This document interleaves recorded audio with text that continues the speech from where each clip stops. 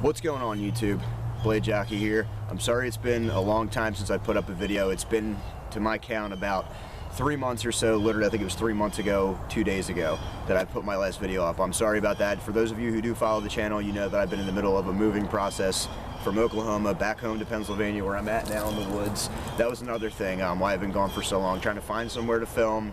You know, just getting to the woods, being surrounded by stuff was kind of tricky. I found a little spot pretty close to my house, so that's good.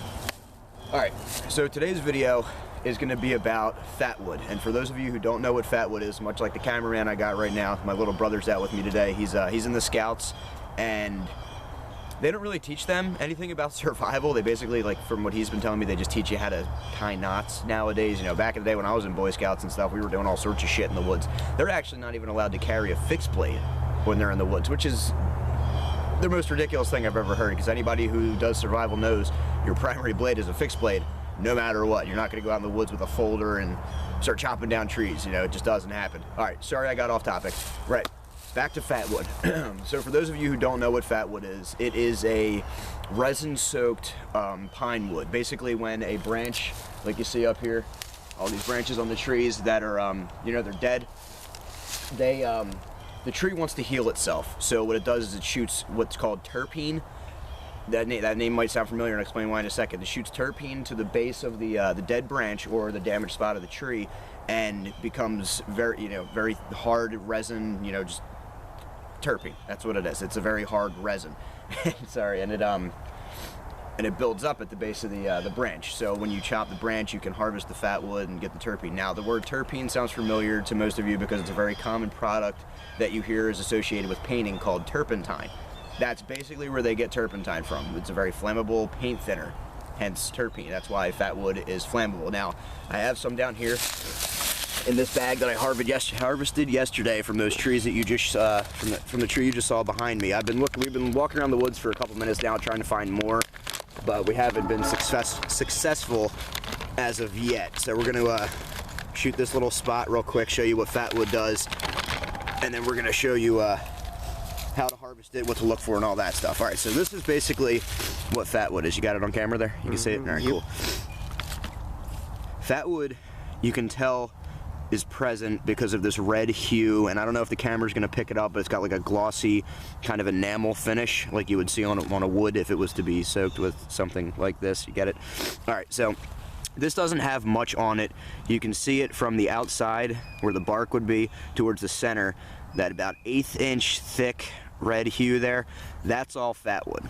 And this stuff is awesome. It's a great natural fire starting resource. That's the main, that's what makes this so important. If you're out in the woods and, oh, God forbid you didn't get to go to Walmart and buy your quick start, you know, your Light My Fires or UST tinders, and you don't know how to start a fire with a ferro rod and you need something to help you, well, here you go.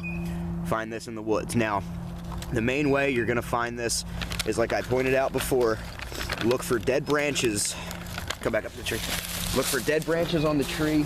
The closer to the ground, the better, but you can find it up high for the most part. But the closer it is to the root system down here, which I obviously couldn't find any, so I had to make this makeshift little ladder, step stool kind of thing, which is scary as hell to get up there and chop them down, but I did it.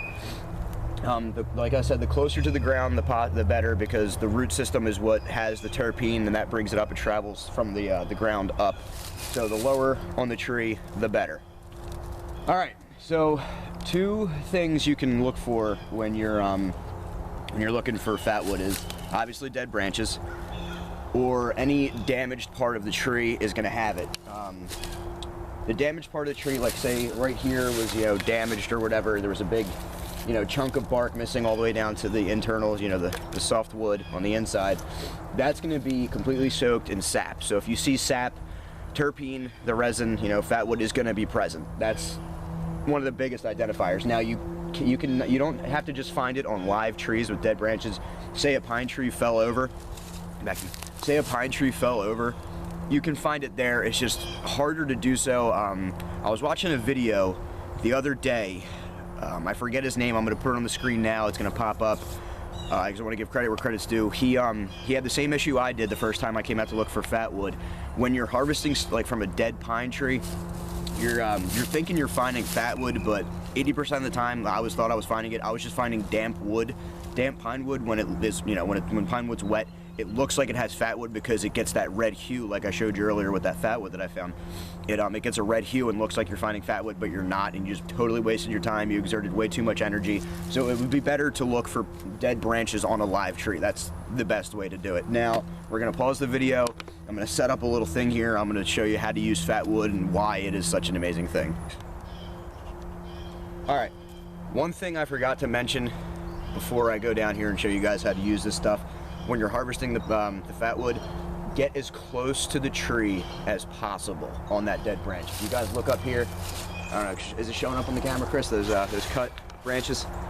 Not really. No? All right, well, when you're cutting the branch, here, come down to the slower one.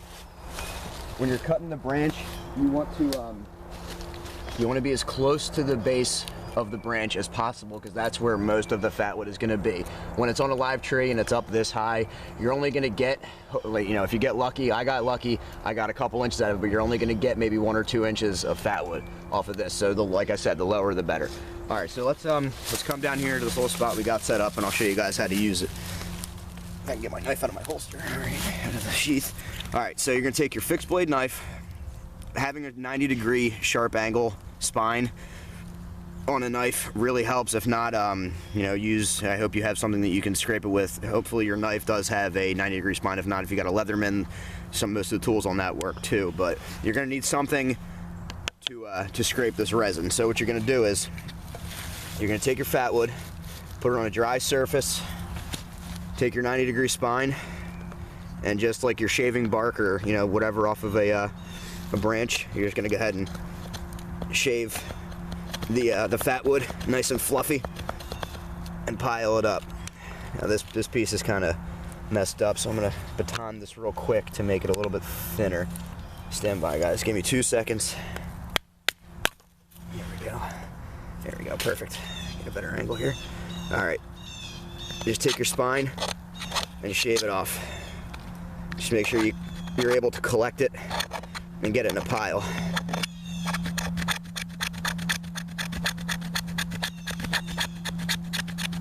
Oh, I love that smell of fatwood. It's awesome.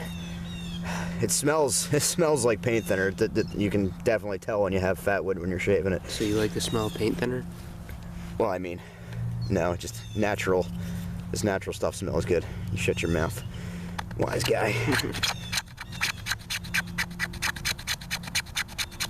Yeah, now everybody thinks I'm a paint sniffer. Thanks, dude. All right, so when you've got a nice little pile like here, that's going to be sufficient for the video. A nice little pile like that, you're going to take your ferro rod. All right, take your ferro rod and your knife or your striker, whatever you got, and just throw sparks at it and it instantly lights. Let me get some of this out of here. All right. If I could use a ferro rod, yeah, I have trouble doing this most of the time. And there you go, one little spark, and it's lit. And this stuff will burn for a decent amount of time, enough for you to get your tinder, your bird's nest, whatever you got, onto it. And there you go, instant natural fire starter. Told you it smells good. Yeah, smell it? Yeah, told you. Yeah, calling me crazy. So there you go, guys. That is, hopefully I was detailed enough on this fatwood, and this kind of turns out to be a good video. But there you go, guys. Thanks for stopping by and watching this this video. Until next time, like I always say, get out there and be safe doing so.